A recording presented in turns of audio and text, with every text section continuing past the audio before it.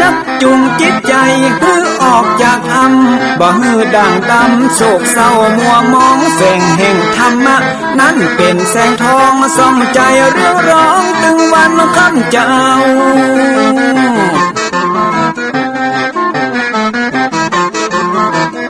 เอาศีลมานำเอาธรรมมาเฝ้าคือจิตใจเฮาจุงเย็นฝ่าฟันทุกเห็นต่อไปไปหน้าจะบ่ไหวหวั่นแต่เนิ่นเจิญพี่น้องมาฟังรายการธรรมะเบิกบานตอน6 โมงเจ้า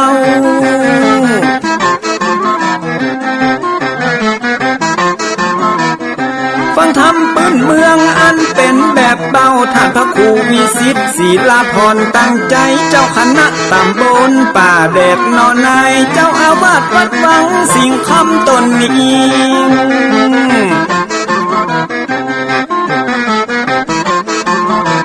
อนุรักษ์ของเก่าล้านนาก่อนกี่เมื่อลูกหลานเฮาตีเกิดมาด้วยกันรักษาของดีเก่าเกลือได้อยู่กู้ถิ่นล้านนาฟังทำแล้วของแผ่วจิตใจเหมือนป่าอยู่ในนาทีนั้นนาม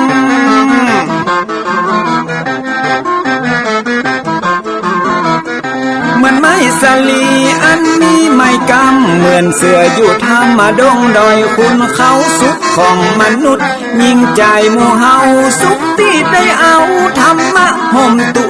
ม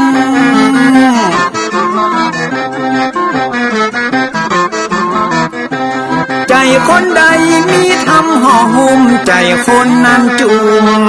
ใจบ้านมันอยู่วิมานเวียงวังจันแก้วบ่มีในเต้าแล้วน้อง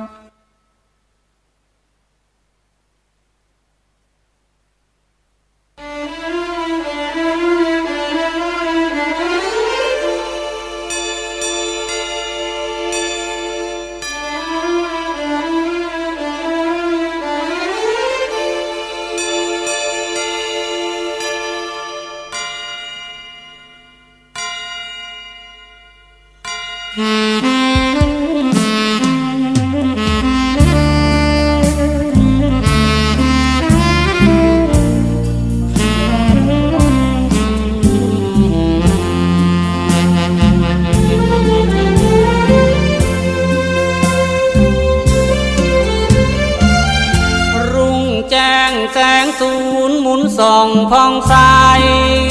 สาดส่องแสงทองอำไพยามฟ้าอุทัยไขแสงแดงรื่กาว่าวเราร้องก้องไกลไกลขันข้าวเจือปักสินร่อนบินหาเหยื่อเมื่ออรุณได้เลิกเบิกฟ้าขุนเขาเหล่าป่าวันนาวิธีสัตว์น้อยใหญ่มากมายมีลิงข้างชันดีแผดร้องก้องฟ้าเสียงมันลำร้องแอบโอยโอดโอยโอยมาเสมือนเตือนให้รู้ว่าจวนถึงเวลาใส่บาตรยามเช้าพระภิกขาจารย์ทั่วยานไกลไกลเห็นจีวรเรื่องเรื่องสวัยเสมือนพาใจให้คลายร้อนร้าวสาวกพระพุทธองค์หมู่สงฆ์ทรงศีลนานหนาวหาใครที่ไหนกันเล่าเกินพระคุณเจ้าเท่าเทียมชนายอุสาฟ้า ชื่นตื่นมาทำบุญใส่บาตรตอนลุ่งอรุณเป็นเนื้อนาบุญหนุนน้อมนำให้รับโชคอุดมลื่นลมได้บุญสมใจแสงสูนหมุนมาวันใหม่ตื่นขึ้นเร็วไวเพื่อได้ทำบุญ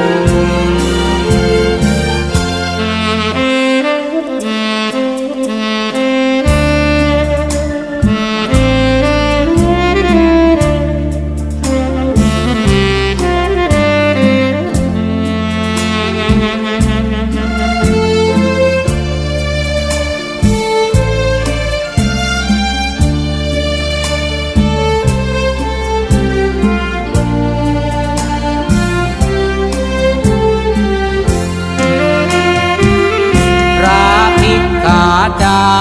รย์ทั่วยานไกลไกลเห็นจีวรเรื่องเรืองสวัยเสมือนพาใจให้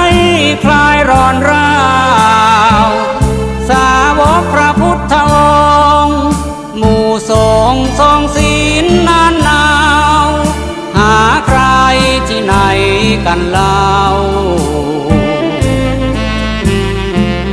เกินพระคุณเจ้าเท่าเทียมชนายอุตสาห์ฟ้าชื่นตื่นมาทำบุญใส่บาตรตอนรุ่งอรุณเป็นเนื้อนาบุญหนุนน้อมนำให้รับโชคอุดมรื่นรมได้บุญสมใจแสงสูนหมุนมาวันใหม่ตื่นขึ้นเร็วไวตั้งใจทำบุญ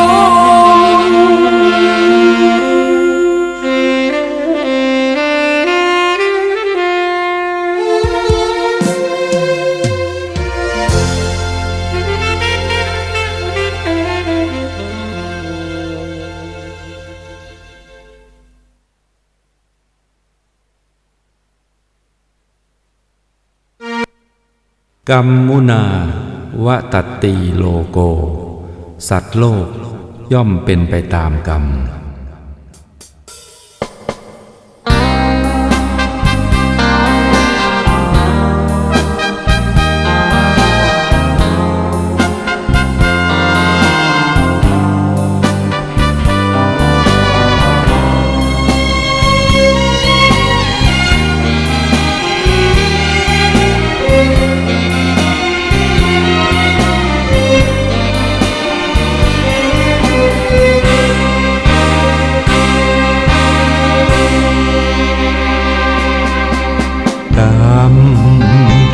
อำนาจกรรมกุศล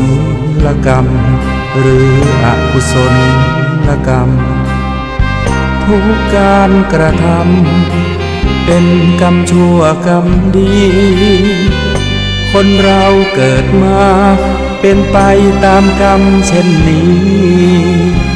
ทำชั่วทำดี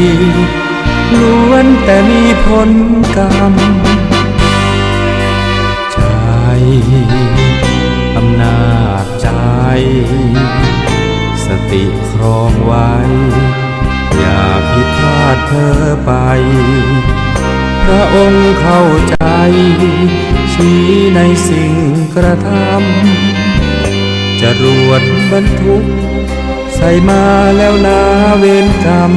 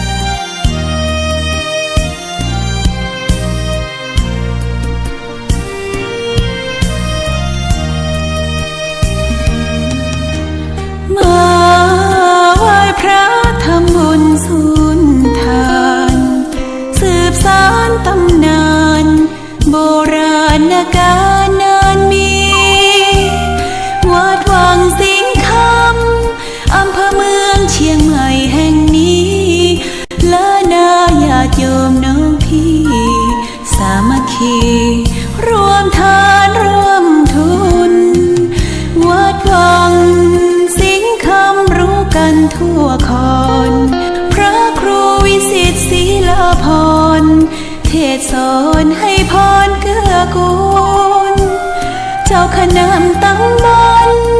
ป่าแดดหน่อเนื้อนาบุญเจริญพรญาติโยมคุณรวมบุญรวมแรงศรัทธาพระเจ้าทันใจคู่วัดวังสิงคำบารมีเลิศล้ำญาติโยมเลื่อมใสบูชาครูบาเจ้าศรีวิชัยให้พรมวลมิตรสิทธา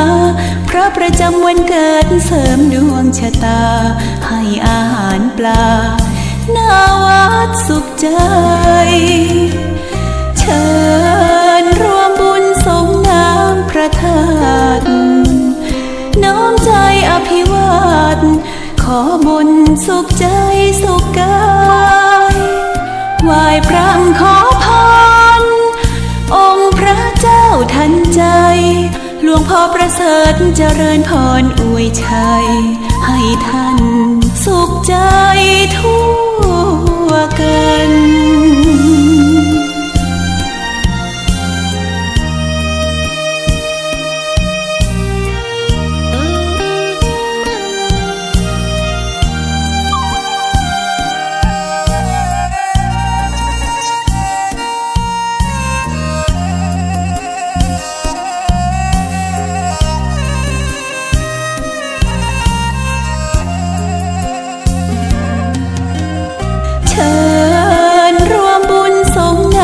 พระธา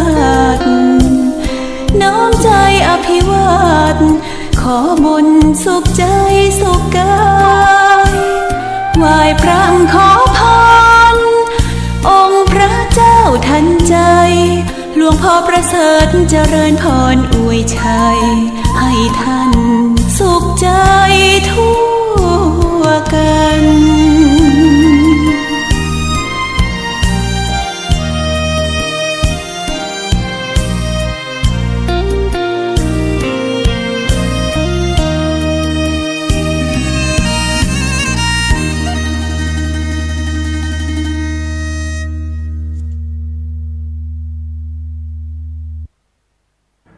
ขอยกมือ10 นิ้วกราบนบนอบน้อม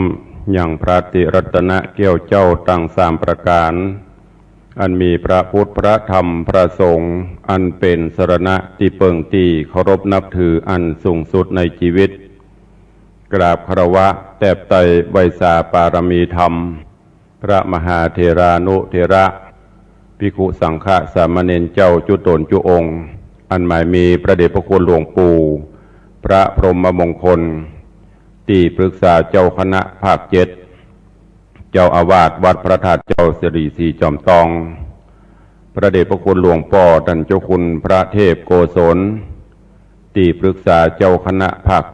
7เจ้าอาวาสวัดศรีโสดาพระอารามหลวง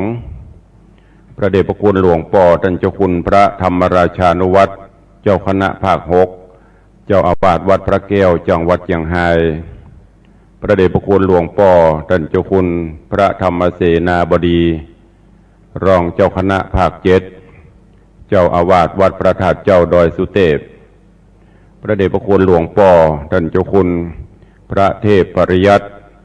เจ้าคณะจังหวัดเชียงใหม่เจ้าอาวาสวัดเจ็ดยอดพระอารามหลวงอำเภอเมืองเชียงใหม่พระเดชพระคุณหลวงพ่อท่านเจ้าคุณพระเทพสิทธินายกเจ้าคณะจังหวัดเชียงรายเจ้าอาวาสวัดพระสิงห์จังหวัดเชียงรายพระเดชพระคุณหลวงพ่อท่านเจ้าคุณพระเทพสิงหวราจารย์รองเจ้าคณะจังหวัดเชียงใหม่เจ้าอาวาสวัดพระสิงห์วรมหาวิหารอำเภอเมืองเชียงใหม่พระเดชพระคุณหลวงพ่อท่านเจ้าคุณพระเทพมังคลาจารย์รองเจ้าคณะจังหวัดเชียงใหม่เจ้าอาวาสวัดตาดอนพระอารามหลวงพระเดชพระคุณหลวงพ่อท่านเจ้าคุณพระราชรัชมุนีเจ้าคณะอำเภอเมืองเชียงใหม่เจ้าอาวาสวัดสวนดอกพระอารามหลวงอำเภอเมืองจังหวัดเชียงใหม่ตลอดจนภิกขุสังฆสามเณรเจ้าจุตนจุองค์ด้วยความเคารพเจริญสุขเจริญปรญาติโยมสาธุชนพุทธบริษัทนักศีลนักบุญทุกท่านขอน้อมต้อนรับทุกท่านเข้าสู่รายการมรดกธรรมกำเมือง ทางสถานีวิทยุกระจายเสียงพระพุทธศาสนาแห่งชาติและสังคมคลื่นเพื่อการศึกษาพระพุทธศาสนาและวัฒนธรรมส่งสัญญาณออกอากาศจากห้องส่งวัดฝ่ายหินตำบลสุเทพอำเภอเมืองจังหวัดเชียงใหม่ในระบบคลื่นความถี่ FM 104.50 เมกะเฮิรตซ์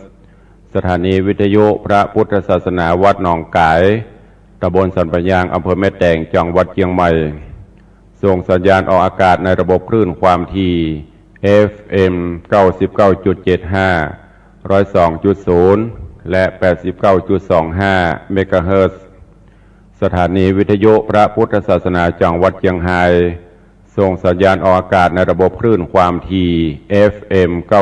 99.50 เมกะเฮิรตซ์สถานีวิทยุท้องถิ่นจังหวัดเชียงใหม่คลื่นพระพุทธศาสนาและจริยธรรมส่งสัญญาณออกอากาศจากห้องส่งวัดพระธาตุเจ้าดอยสุเทพในระบบคลื่นความถี่ FM 96.0 เมกะเฮิรตซ์ตลอดจนวิทยุชุมชนเสียงตามสายหอกระจายข่าวตามวัดวาอารามตามหมู่บ้านต่างๆที่ได้ร่วมกันเผยแผ่นำธรรมคำสอนสู่ญาติโยมศรัทธาอยู่ในเวลานี้รายการนี้ดำเนินโดยอาตมาภาพพระครูวิสิทธิ์ศิลาภรณ์เจ้าคณะตำบลป่าแดดเจ้าอาวาสวัดวังสิงห์คำตำบลป่าแดดอำเภอเมืองจังหวัดเชียงใหม่เป็นผู้ดำเนินรายการจะได้น้อมนำเอาธรรมะสาระธรรมคำสอนแบบปืนบ้านล้านนามาเทศนาให้ญาติโยมได้รับฟังกันเป็นประจำกู้วันทางเชียงใหม่ลำพูนลำปางฟังกันในยามเช้าตั้งแต่เวลา6 โมงป่ายถึง7 โมงทางพี่น้องต่างจังหวัดเชียงรายก็ฟังกันในยามค่ำคืนจากสถานีวิทยุวัดพระแก้วขอกราบขอบพระคุณท่านผู้อำนวยการทุกสถานีเจ้าหน้าที่ช่างเทคนิคทุกท่านและอนุโมทนาขอบคุณญาติโยมที่ได้ติดตามรับฟังรายการมาโดยตลอดตอนนี้ไปเชิญตั้งอกตั้งใจรับฟังต่อไปณโอกาสบัดนี้นะโมตัสสะภะคะวะโตอะระหะโตสัมมาสัมพุทธัสสะนะมาสิงกาโรพุทโธอันว่าพระพุทธเจ้าตนผาเสริฐกว่าโลกตั้งสามเตสิตังพระก็เทศนายังเตวัตตูตั้งหาตันตั้งหลายจุงทอมทาดาฟังเพื่อฮือเป็นสัจจังแน่แจ้งฮือเป็นที่หูแห่งสังขารกู้วันคืนการกินการอยู่ทุกผู้กู้ยิงใจอย่าปากันอยู่บอดได้ปังเป่าเฮือปากันคืดเล่ายังตนอันว่าปีเดือนวันหากขับบนมาหาแก่อันใจนั้นแต่หากว่าหนุ่มที่แต่ตาบ่จุ่มมืดมัวแม้นว่าผมยังหัวก็งอกเขี้ยวก็ลุดหล่อนออกไปหลายเนื้อหนังกายก็หดหูจักเป็นดังอีกู้หญิงใจวันดีปากันคงขวายกะตำบุญฮือตันรักษาศีลเมตตาภาวนาหาความดีใส่ตัวไปใจอย่านับใดอยู่นอนได้การตั้งตาไผ่บ่หูอย่าได้ฟู่อูสักเสริญปีเดือนเกินขับฮือแก่เปียที่แผ่พับตัวอย่านับใครหัวจะกว้ายฮือกึดหนีหายสู่ต่างดีอย่าถือแก้วอันบ่มีก้าแก้วต่ำจ้าบ่ดีเอาฮือปากานาถือดวงเผาเพชรแก้วอันมีก้าแล้วดีงาม ขาลองจามคืดฮอดเอาใจจอดหาดูยังหมู่ศาสตร์น้อยใหญ่อันเดือดไม่ตุกหามเพราะจาติฮือเกิดมีเป็นมาจะราเบียดเบียนฮือเท่าเปียที่เข้าสู่เต็มตนมอลันดามาจนฮือตายจากจุผู้กองหากเหมือนกันเสียงคนนั้นสะเศร้าตั้งเสียงสัตว์ออกล่าหากินดังสัตว์บินบนและเตี้ยวย่างไผ่บ่อาจอยู่ข้างเดานานกันมัจจุมันมาฮอดก่อนจางตายละต้อตนตัวละเครื่องขัวขว้างไว้ฝูงหมู่ญาติให้วิงวอนโซนสานจรลำบากเหือบางเกิดทุกข์ยากนักหนาดังพระสัทธาเป็นเจ้าหากโกดเงื่อนเก้าเตสนาเป็นวาระกถาว่าดังนี้อาหัมปิโขมหิจาติธรรมโมจาติอนาติโตอาหัมปิโขมหิจาราติธรรมโมจาราอนาติโตอาหัมปิโขมหิพญาติธรรมโมพญาธิอนาตินโตอาหัมปิโขมหิมรณะธรรมโมมรณะอนาติโตอาหัมปิโขมหิทุกขะธรรมโมทุกขะอนาตินโตหันตะยังกันละญาดังกะโรมิกาเยนะวาจามานาสาญะมาลานานสติดังเนอาหัมปิแม่นบาตัวแห่งเฮาและตัวแห่งต้านต่างหลายจาติธรรมโมมีสภาวะอันเกิดมาก่อมเป็นทุกขาเมื่อยามน้อยเป็นทุกขาคอยเมื่อเป็นเด็กแดงฝูงมดแมงมาต้อมไตก็บ่จ้างไล่และขับเนมาเป็นตุกขีบ่จ้างปากเป็นตุกยากเมื่อยามการตุกเนานานฮอดย่างตุกเสพสั่งหากินเป็นตุกเมาเวนภาพแผ่ยามเมื่อพ่อแม่ปัดพรากมาเป็นทุกข์ลำบากด้วยกรรมด่าทุกข์โดยกรรมว่าบุบตีอันเปิ้นมาค้ำคาราเวอยู่ใจใจอานาติโต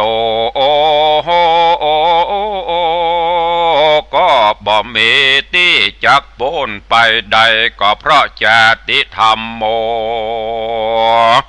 นั้นไซฮือเกิดเป็นมาจริงใดมาเป็นทุกข์ขาดลำบากนั่นแลอาหัมปิโขแม่นบาตัวแห่งเฮาก็เป็นดังนี้แต่จะแลอาหัมปิโข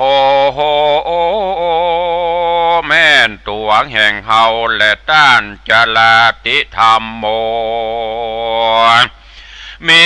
สภาวะอันเกิดแล้วก็ฮือเท่าค่ำจันลามีหน้าตาอันหิวซ้ำนังก็มาญาณตาก็มาฟังมัวมืดลมขึ้นจืดสันหลังจีนบางสั่งก็โหดหูยามเมื่อปากฟู่ก็บ่ปุ่นดีฟังมือก็มาถือไม้เต้าเนี่ยมาย่างกลมเก่าหลังโกสังมาเป็นตุกโคเมื่อยามแก่เท้าจากลูกนั่งก็เต้าสวยใสตุกขังมาบ่หายเหือดแห้งมาเป็นตุกแต่งตั้งธรรมอนาติโต บ่มีเวลาอันจะข้ามล่วงพ้นไปได้จราติธรรมโมมีสภาวะอันเกิดมาแล้วก็เท่าจรานั้นก็มีจริงแลอาหัมปิโขแม่นตัวของเฮาและตัวของท่านตั้งหลายพญาธิธรรมโมมีสภาวะอันเกิดมาแล้วก็เป็นพญาธิจนะบุตรที่มี96ประการคือว่ามาเป็นลมสาและฝีมาอากมาเป็นขี้ขากและขี้หลากหลายหูเป็นลมบ้าหมูและมองคอเป็นตาต้อและหัวเมามาเป็นลมขึ้นเสาลงเสาและลมสะอื่นมาเป็นลมปีกฟืนไข่สันตั้งตัวอาปาโถมีหลายหลากบางพ้องก็มาเป็นเปียที่ร้ายราดราวีอานาติโตโอกู้ตนตัวคนเฮานี่นาบ่มีไผ่ล่วงพ้นไปได้พญาธิธรรมโมนานไซมีสภาวะอันเกิดมาแล้วก็เป็นเพียที่นั่นแต่จริงแลอาหัมปิแม่นตัวของเฮาและด้านมรณะธรรมโมมีสภาวะอันเกิดมาแล้วและตายไปมีมวลมากตามกรรมแห่งสัตว์ตั้งหลายหากได้กระทำมา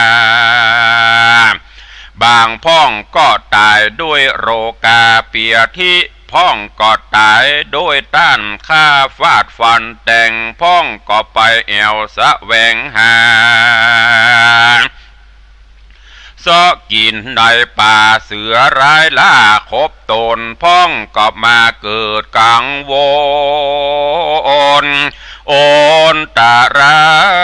ยบ่เหือดบางพ้องก็มาตายกลิ้งเกลือกตกวังพ้องก็ตายเพราะด้านเอาคางใส่คอกไว้ออกมาบอดใดลวดเลยตายพ้องก็ตายที่หิมต่างและในป่าตายที่ยอมยาและจอมปลวกดอยดินแห่งกาลงกินยะยาบตามกรรมวิบากแห่งภัยมันอันตนได้กระทำมาในชาติก่อนย่อมได้ติดทำตัวตามตนอนาติโตบ่มีอันจากล่วงพ้นไปได้แลมรณะธรรมโมมีสภาวะอันเกิดมาแล้วก็ตายไปนั้นแต่จริงแลอาหัมปิแม่นตัวแห่งเราและตัวแห่งต้านทุกโคทุกโคธรรมโมก็จักมีสภาวะอันเป็นทุกยิ่งทุกค่อนขิงหลายสารเมื่ออยู่เป็นคนก็ทุกหลายอย่างหลายต่างมีต่างนานากันว่าตายไกลกาบมวยบางลางเตื้อก็ได้เกิดเป็นสัตว์บางเตื้อกำจัดหือตกต่ำไตไฟนรกไม่เหิงนานล้างเตื้อก็ได้เป็นคนตุกพลานและได้เกิดในกำเนิดเป็นเพศเพราะเหตุว่ามีจิตให้ยามเมื่อจักตายดับคานตุกมาตันเมื่อเสียงเขตจริงกลายเป็ดไปเกิดเป็นเพศและผีได้ตกอเวจีแล้วมาเกิดในกำเนิดเป็นเพศหลอกและได้เกิดมาเ เป็นสัตว์วิบากมากำจัดและแต่งบ่ฮือหูดีแห่งต่างงามบางพ้องบุญกรรมติดตามโดยไตก็ได้ไปเกิดเป็นสุขลำเลิศในที่ประเสริฐเป็นอินพรหมได้เป็นเทวบุตรเทวดาโตโอโหนวิเศษเพราะเหตุว่าอำนาจบุญกรรมเขตที่ใดกระทำมาอายุสังขาราก็ยืนมากกว่างบอกมีที่อ่างต่างทุกมีแต่ความสุขหาประมาณบ่ได้อานาติโตโอบ่มีไผล่วงพ้นไปได้ทุกตัวคนแม่นแต่จริงแลตัดสมาเพราะเหตุดังอันแม่นว่าตัวแห่งเฮาและตัวแห่งต้านตั้งหลายการละญาดังก็ควรรีบกระทำกรรมอันดีงามคือว่าฮือตานรักษาศีลเจริญเมตตาภาวนาไปใจกาเยนะโดยกายวาจาญะโดยปากมนาสาโดยใจแม่นคนที่ตายไปและดับขันฝูงคนอันอยู่ไปหลังก็บอกวันให้หาปริเวทนาอื่นอ่อนบอกกวนเป็นทุกย้อนโดยต่างตายบอกวันเสียได้โดยคาบเน่าบอกวันโศกเศร้าโดยมัจจุราจะทำว่ำวายการให้หาคนตายนี่นาบ่เป็นภาระนาบุญสักอย่าเต้าเป็นทุกข์ลำบากแก่ผู้ให้ควันดีร่ำเปิงไปมาใจเพราะเหตุว่าเฮาร้องไห้มันก็บอกคืนมากาญากาตาแม่นตัวของเฮาก็ยังจากตาไปบ่จาก็ยังจากได้วายหน้าเข้าสู่มาจุลาจะทำความดีถือเอาเป็นกรรมฐานภาวนาไปใจฮือปากันได้พ้นจากห้อง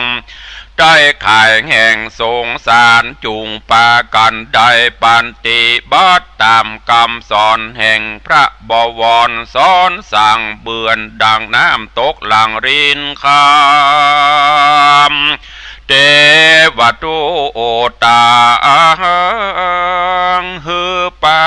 กันจำเริญไว้จุวันอย่าได้ปากันอยู่ยำบอดได้ปางเป่าฮือได้กึดเล่ายังโตน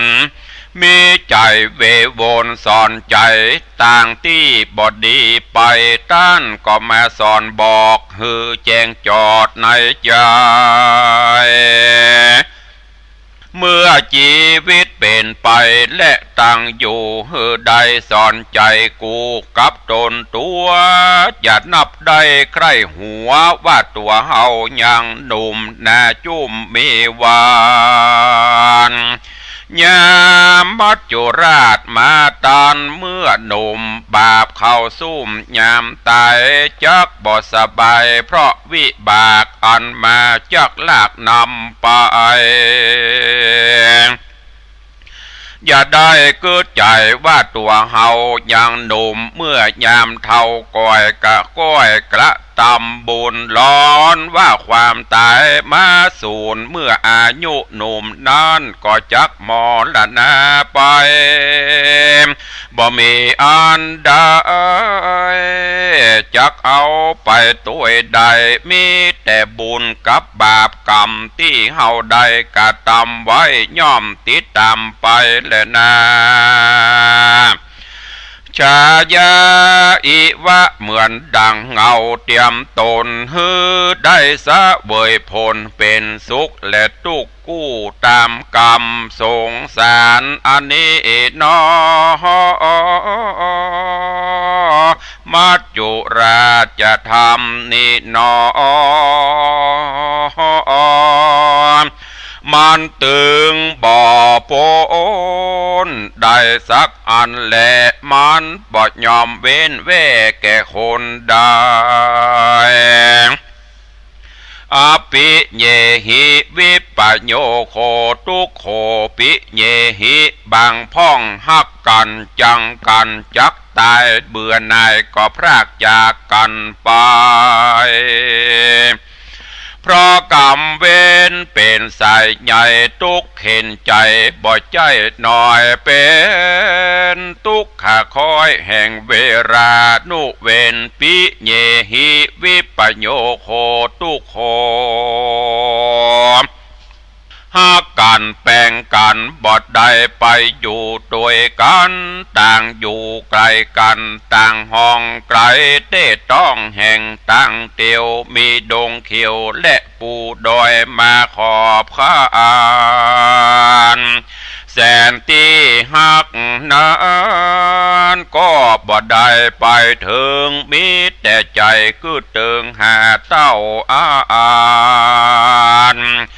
เจ็บป่วยนั้นก็บ่ได้ไปจูฝูงปุถุจัดดังบางพ่องก็อ้างว่าจักกระทำบุญลวดบ่ได้กระทำแต่มัจจุราชมาข่มแป้ขับตายบุญบ่มาติดต่อมีแต่ปากอ้างลอว่าจะกระทำบุญลวดหายสูญปังเป่าเนินนายกำปากเล่าว่าได้ลวดตายไปด้วยกินแหน่งบาปกรรมแฝงติดต่อตกนรกก่อกรรมเวรเป็นตุกเห็นในนรกฮือไฟมกหมาดไม่ปาการร้องไห้เวทนาปาหูจะนาจุงฟังราจำชื่อฮือทีเพื่อเฮือหูดีนักและเบาอย่านึกว่าตัวเฮายังหนุ่มตาใสจุ้มไป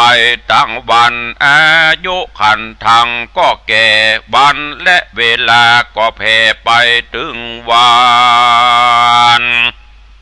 ปีเดือนวันปั่นหือเท่าแก่บ่เว้นแว่แก่คนใดสักคนปุถุชนเฮาทุกหมู่จุผู้กู้ยิงใจ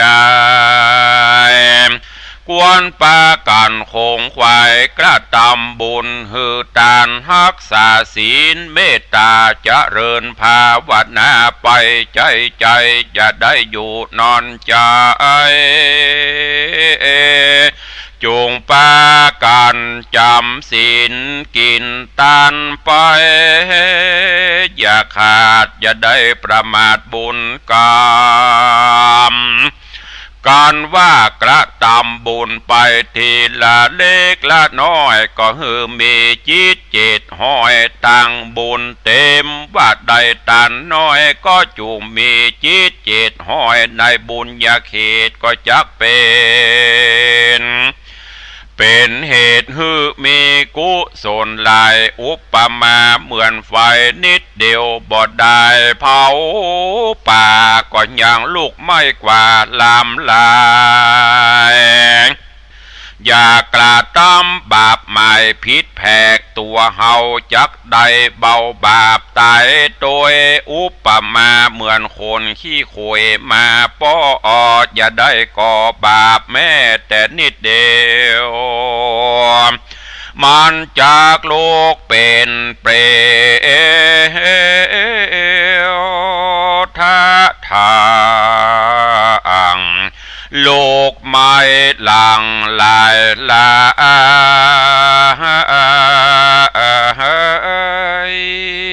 จุงปากันได้ตั้งจิตใจหมายติดต่อฮือมันก่อการกุศลช่วยกันหนุนติดต่อฮือได้หักษาศีลก่อหัดใจมันภาวนาไปอย่าขาดตังเส้นนี้หากงามดีนรกอเวจีบ่หันได้ไกลสะเวยสุขได้ตามใจมีความสวัสดีไป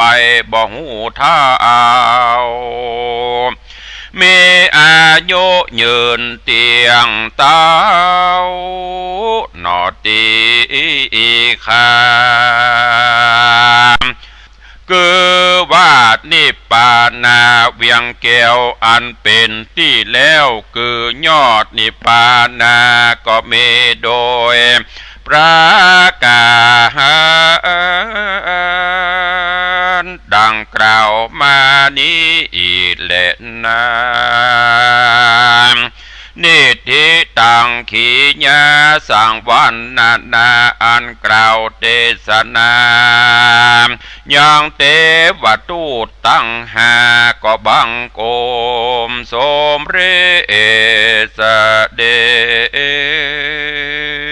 ช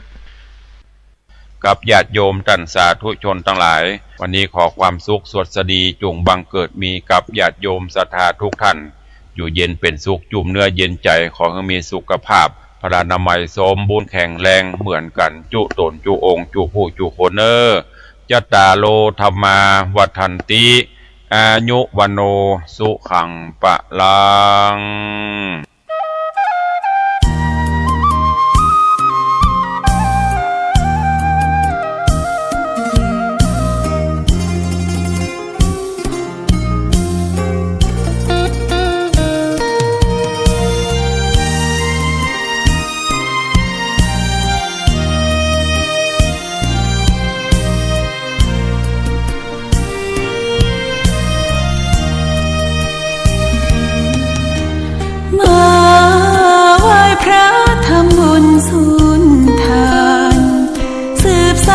ตำนาน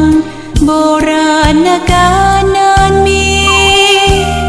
วัดวังสิงห์คำอำเภอเมืองเชียงใหม่แห่งนี้และนาญาติโยมน้องพี่สามัคคีรวมทานร่วมทุนวัดวังสิงห์คำรู้กันทั่วคอนพระครูวิสิตศรีลาภรณ์เทศสอนให้พรเกื้อกูลเจ้าคณะตำบล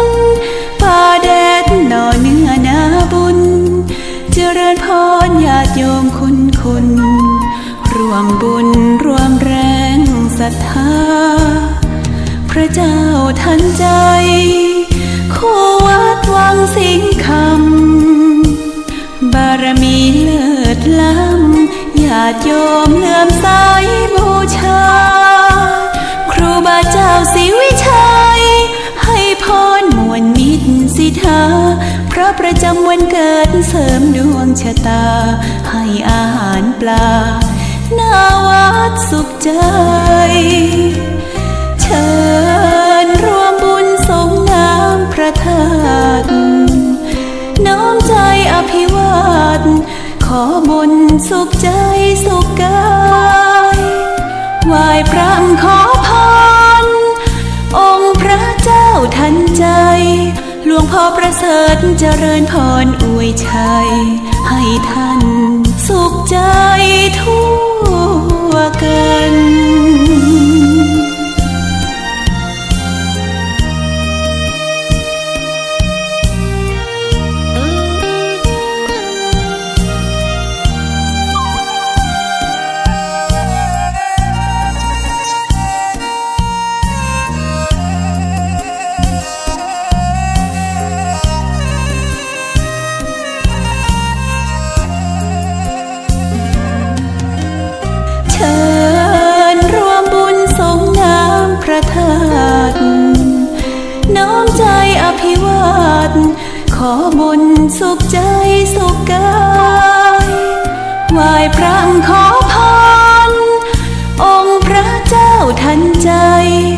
พ่อประเสริฐเจริญพรอวยชัยให้ท่านสุขใจทั่วกัน